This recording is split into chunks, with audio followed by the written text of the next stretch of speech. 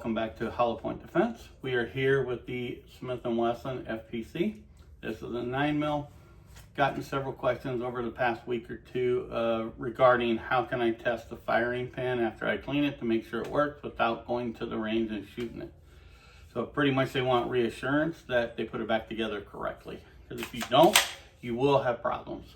The first thing you want to do, get you an ink pen, get you your gun, make sure there's no mag in it, your actions are clear.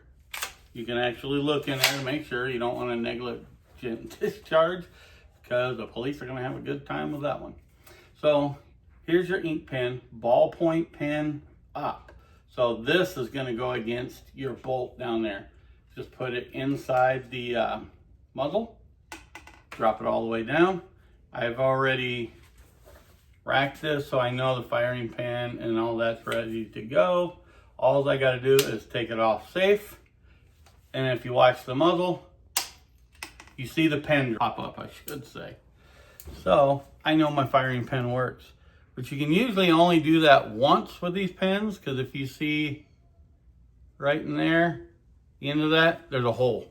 So you won't be able to use this one again. So pretty much one pen, one time use. That's a simple way to know that your firing pin is put in correctly and working, because it'll pop it. Let's do it one more time for you guys. I have a second pin here that's unused. Drop it in there. I've already charged it. We'll take it off safe and then press the trigger and then watch the muzzle.